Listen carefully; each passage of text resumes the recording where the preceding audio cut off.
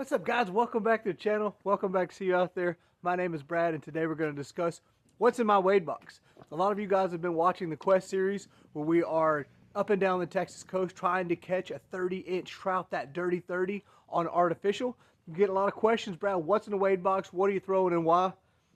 Figure why not make a video out of it. In this video, we're going to run through my wade box and what I'm throwing, trying to catch that dirty 30, y'all. Let's get into it.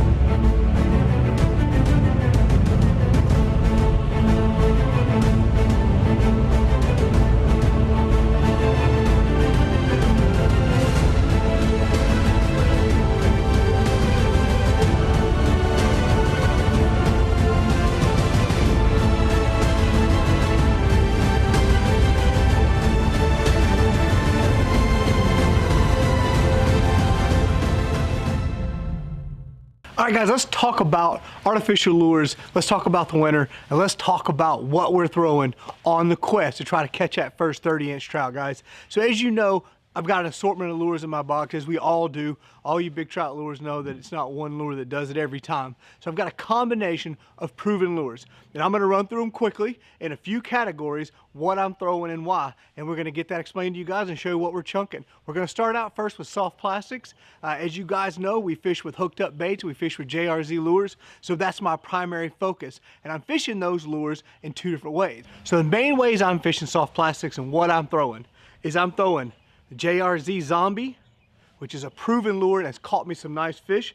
And I'm throwing JRZ Purple and Chartreuse. The way I'm throwing these lures is I'm throwing them on one on a jig head, I'm throwing an 1/8 ounce jig head, and one on a 1/16 ounce owner twist lock weedless hook.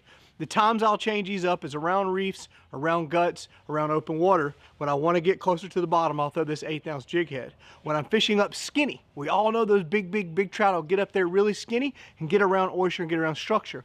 When I get in that situation, guys, that's where I go to this weedless hook. That's where I go to this owner, shank weighted, twist lock 1/16 ounce. Very slow sink rate. This JRZ Zombie gives me a nice large profile. It mimics a mullet very well. When Jerry invented this lure color, he was thinking of a mullet with the red tail. This thing floats and sinks beautifully, and this is my go-to lure up there really skinny, guys. So when I'm throwing JRZ soft plastics, this is two ways I'm throwing it. And it's gonna be the same way with hooked up baits, but I throw those baits for a different reason. Let's talk about hooked up baits and how I throw that on the Quest. All right, guys, when I'm throwing my hooked up baits, there's two types of baits I'm throwing. Y'all know my Pearl and Chartreuse mud minnow is my go-to lure, and I have caught a ton of fish on it. But I'm trying to increase my profile size or my lure size to get a larger bait or larger fish to bite, that 30-inch fish. So what I've moved into is I've moved into the hooked up baits, Mardi Gras color, Brad Shad. This is their larger profile bait. It's a 4-inch bait. Same presentation, guys. I've got one of these on an 1/8 ounce jig head. This is a beautiful lure. Nice big paddle, a lot of water movement, a lot of vibration. This can almost be a swim bait. You can almost do a steady retrieve with stops and let this sink down into the mud. This has been a great lure on the Quest so far. I've caught a lot of trout on it. I've caught a couple up around 20 inches. It's a good bait, guys. So that's the hooked up baits, Mardi Gras, in a Brad Shad. The final soft plastic I'm working on, and I've just started throwing this and I have high hopes. This is a large profile bait. The hooked up bait started a long time ago, one of their original baits. This has a giant paddle tail. This is a true redfish swim bait. And the way I'm working this is I'm pairing it on that same shank weighted owner twist lock. This is in an 1/8 ounce. The amount of plastic this has, it's already going to have a very slow sink rate. So instead of the 1/16 ounce like you see me throwing that JRZ Zombie, I step up to an 1/8 ounce on this one. This is going to create that slow sink that I want. This black and silver color, that big chartreuse tail, this mimics a mullet better than most any lure. This one and that Zombie are perfect mullet imitations. Fin fish is what our giant trout are feeding on, guys, so we know we want to imitate large finfish, large croakers, large pinfish, large mullet. That big hooked up bait right there gets it done. You're going to start seeing this lure a lot more on the Quest videos. I'm about to start chunking this quite a bit, guys. So this is my plastics. This is what's in my box when I'm wading every time I get out of the boat. I don't have a big assortment of plastics. I don't have 100 different colors. I've got what I know works. I've got my JRZ, my favorite colors, rigged 2 ways. And I've got my hooked up baits, rigged, my favorite colors, rigged 2 ways, because I'm targeting the big fish. I don't want 116 inches, so I've got the ones that are gonna produce the big ones for me. All right, guys, let's talk topwater. I don't throw a lot of topwaters. I've always got one in the box because they work. And the one I've been carrying the most lately is this bad rider right here. This is a full-size head and spook, custom hand painted by Kevin's Outside. Kevin Outside is a local YouTuber, and he's a custom lure painter who's doing some amazing stuff with some beautiful lures. So this is what I throw. I'm throwing the larger size. Again, same way with the soft plastics. I'm not trying to catch a bunch of 16 inchers. Can you catch a 32-inch trout on a Rapala skitterwalk? Absolutely. Can you catch a 30-inch trout on a teeny torpedo or a spook? Absolutely you can. I'm just trying to throw a larger profile bait to try to entice that 30-inch fish. I'm focused on that big fish, so I'm throwing larger profile baits. And this is my favorite large profile topwater lure for that big mama trout. Again, this is that red on the head, beautiful white body, custom painted by Kevin's Outside. This is a beautiful lure, guys. This is my topwater that I'm wading with. This is what I'm throwing, searching for the dirty 30. Let's move into hard baits, and then we're gonna move into our final baits. 2 more bait categories. All right, a hard bait category, I carry 1 or 2 hard baits in my box at all times. Basically, it's the same thing as a Corky, but instead of being a soft rubbery bait, they're a hard plastic. I've fallen in love with one that has done good for me so far, and I want to continue to throw it, and that is this Yozuri twitch bait. This is a beautiful mullet representation, good vibration, a very, very slow sink rate. I've caught some beautiful redfish on this lure. It's got that great color. Yozuri makes some beautiful lures. I don't think they get enough credit for what they do. But that is a beautiful lure, and I've been throwing this one, and I've gained a lot of confidence in it, and I really feel like a big trout. When I get around the big trout spots, I'm always throwing that Corky. I've been using this for a search bait, and I really think I need to get away from that. And I think when I'm sitting on top of them, I know they're there. I think I need to get this lure out, because I'm a positive lure will get it done, guys. This is a Yozuri suspending twitch bait. This is a beautiful, beautiful lure. I'll add a link to this one so you can find this exact one with the model and all that stuff for you, so you know which one it is. It is a beautiful lure, guys. So the hard bait I've got in my wade box is the Yozuri sinking, slow sinking twitch bait. All right, guys, now let's talk about what we all know. Let's talk about what you're here for. Let's talk about the Corkies. I like Corkies. I've just started throwing Corkies this year, and I have gained a ton of confidence in them, primarily around that Corky Devil and that Soft-Dine. The Soft-Dine and the Soft-Dine XL are explosive. I have 100% confidence when I'm throwing that lure that the fish are gonna bite it. I've just started throwing a Fat Boy, and I've got a couple Fat Boy colors that I'm very excited about and I am very confident in. So I'm gonna run through these real quick, these 3 Corkies, to show you what's in my wade box. For the Corky Devil, I've been throwing this chartreuse and gold glitter side. This has been my go-to color. I have a handful of colors, I have a whole rack of them, and the only ones that have really worked for me are these bright chartreuse ones. This right now is my confidence color. So in my wade box, I've got 2 of these, because these Corkies will get destroyed, the wires will get bent. I've had a couple of these absolutely demolished by big redfish. So I have 2 of this exact color in my wade box at all times. This has been my go-to junior. I have caught some really nice fish on this one, some really nice redfish. And one thing I found with the Corky Devil, if you'll go back in my videos, you'll see that I've done a how-to on these. The fish tend to swallow this lure. There's no side swiping, there's no barely getting it. They tend to grab this thing and bury it. Corky Devil, chartreuse and gold side, little white bottom, little orange throat. This right now is one of my favorite Corky Devil colors.